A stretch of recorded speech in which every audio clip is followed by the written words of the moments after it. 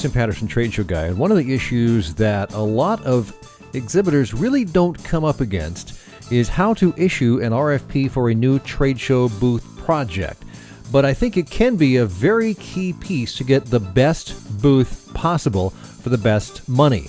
It gives you a chance to look at a lot of different companies and even see their designs if possible and what they might do for your booth without a huge investment, sometimes with no investment at all, but you get a chance to have sort of a competition among competing design and exhibit fabrication firms. So let's look at what it takes to issue an RFP for a custom trade show exhibit.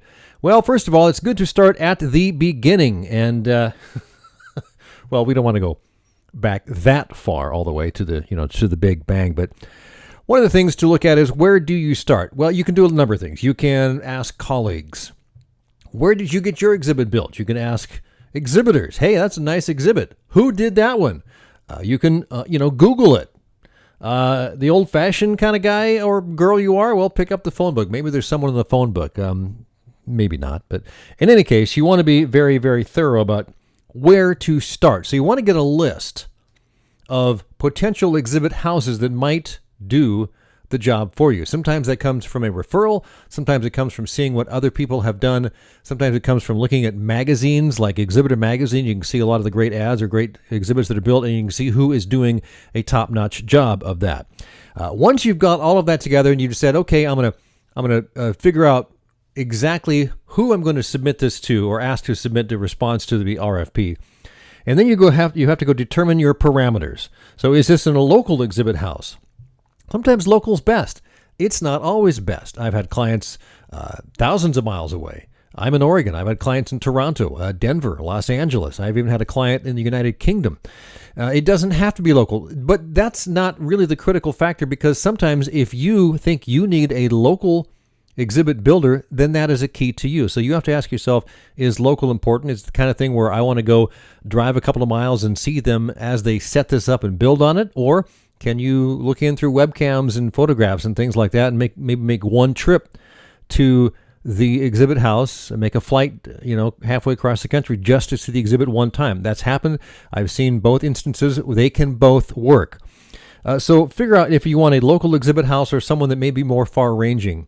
A lot of communication, of course, can be handled via the internet. You can have project base camps, as they call it. I think basecampactually.com is a place you can use project management online. You can see pictures, you can see documents, you can see new designs, you can communicate. So a lot of that can be done online. You don't really have to be in a position to go down the block or across town to see the booth.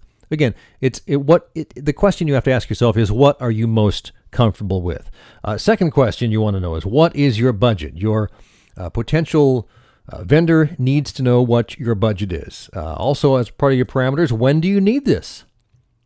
Do you need this for an exhibit coming up in 6 months, a year, or is it a month and a half away? So sometimes the closer you get, the less time you have to vet through this thing. So, and the bigger the exhibit, the longer it's going to take to design and build. So all these things come into play. When do you need it? Another question is, what are the critical functions? What do you need your exhibit to do? Do you need to have a place where you have a stage where someone's going to come in and give speeches and give demonstrations? Do you have a product sample area that you need to display 300 products? How many SKUs do you have in your business? Is it just you've got 1 or 2 products and you just need to have a meeting place? Big booth, small booth, 10 by 10, 50 by 70. Every booth has to have specific functions to make your job easier. You don't want to get into the situation where you've had a booth built and you're at the show and you go, man, we didn't even think we needed something to do this. So make sure you understand exactly what your needs are as far as the function and, of course, the branding. What are the branding elements? You need to be able to clearly communicate that information to your booth designer as well. And finally, on your parameters, how do you want to ship it? Sometimes a booth needs to be shipped in large custom wooden jigged crates. Sometimes a booth takes 5, 6, 7, 8, 10 crates, because if you got big booths, they've got to ship in these crates that are, generally speaking, 4 by 4 by 8, but they can be custom a little bigger. They can lay down flat. They can stand up tall to 8 feet tall. Or you might have a booth that's kind of in the middle. Maybe in instead of shipping in one large crate, it ships in 10 small plastic shipping cases that can be, or maybe 5 cases that can be shipped via UPS or FedEx. So how do you want to ship it? What is best for your situation? Again, this goes back to where are you going to store this when it's done? Ask your exhibit company if they can store it. Some companies store their exhibits on site if they have a warehouse. Others have an exhibit company use their warehouse to store it, and you pay a certain fee for that per cubic foot per month, depending on how often you access the booth and that sort of thing. So shipping and storage is very, very important. Let's look at the request for proposal. What exactly is an RFP? Well, first of all, it's an introduction to your company and the specific requirements of this particular booth project. And what it does, it asks companies to respond with detailed information as to their capabilities and experience. Now, when it comes to how many you should ask to respond to this, I would think you need at least 3, but no more than 6 exhibit houses. You get past 6, if you get 7 or 8 or 9, it's really kind of unwieldy, and you got to whittle it down to 3 or so anyway. You want to choose one that you're comfortable with, and sometimes having 3 respond is plenty. Sometimes you want 4 or 5 just to see what the competition will bear. Okay, what about the RFP? How in-depth should it be? Well, first of all, you need to start with a profile of your firm. I want to discuss what your target market is for the particular show, particular products, particular service that you offer. Sometimes shows have different target markets, so you want to discuss that. But if you have a booth that's going to be built, a large expo booth, for instance, it's only going to be shown once or twice a year at large expos, define that market. Define who your competitors are. Make sure they know what your products are, what your services are as well, and any important industry trends that might become applicable during the design or fabrication process. So you also want to document the details. What is the target show? Make sure you have the name of the show, the dates, the locations of the show. What is the size of the booth space that you have there? And then, of course, what are your specific show goals at this particular show for your products and services? Because if you're doing a good job doing your trade show marketing, you know that different audiences at different shows may mean different goals. Now, maybe only slightly different. You may want to get more distributors at the show, and at a different show, you actually want to sell more products to the end consumer. So what are the specific goals and services at this show? Also include a listing of what show services you're going to be needing, such as installation and dismantle, carpeting, electrical, vacuum, all that stuff. Make sure you list all of that as well.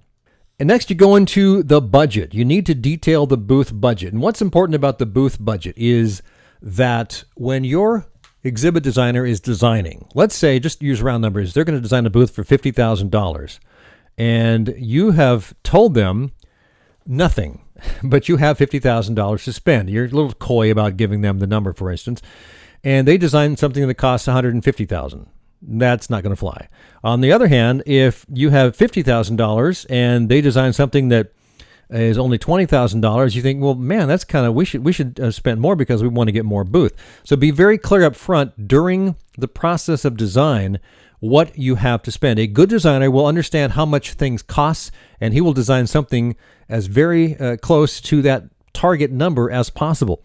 Also, make sure you let them know if that budget is all inclusive or are some items handled separately, such as carpeting or booth space, shipping, etc. So just explain very carefully what the budget for the booth is, or if it's an all-inclusive budget for the whole project. You may have $100,000 to spend on the whole project. Does that include travel? Does that include shipping? Does that include setup? Or is the $100,000 just for the booth? So be very clear on how much money they have to invest in design and fabrication. Next, is this a design competition? Very, very critical. I've been in situations where it was not clear, and some people that I competed against had a design, and some people did not. So let the exhibit houses know if this is a design competition, because frankly, it costs money and time to invest in the creation of a design. So they know that it's a competition. They say, okay, we've got 4 or 5 other companies we are competing against, and I've been in situations to where I've asked, okay, how many are in this? and who are they? So I know exactly what the competition is and how many. Sometimes I've been told there's been 6 or 7 other groups, sometimes just 2 or 3 others. And if it's a design competition, then you know exactly what you're getting into. Very, very important to let the exhibit houses know exactly what they're getting into. And so it does cost time and it does cost money to create a design. They are investing in a chance to do business with you. Make sure that the playing field is level and that you have given them as much information as possible. But a request for proposal for a design and build of your brand new trade show booth, I think, is a really key element to getting a good booth. Now, you can do this on booths that are small as 10 by 10. You may only have $10,000, but it may be that if you put it out to 3 or 4 exhibit houses, they may pull something off the shelf and customize it, which fits you perfectly. It might save you a lot of shopping around. But certainly if you're getting up into the larger custom island booths, you might consider doing a request for proposal with a design competition.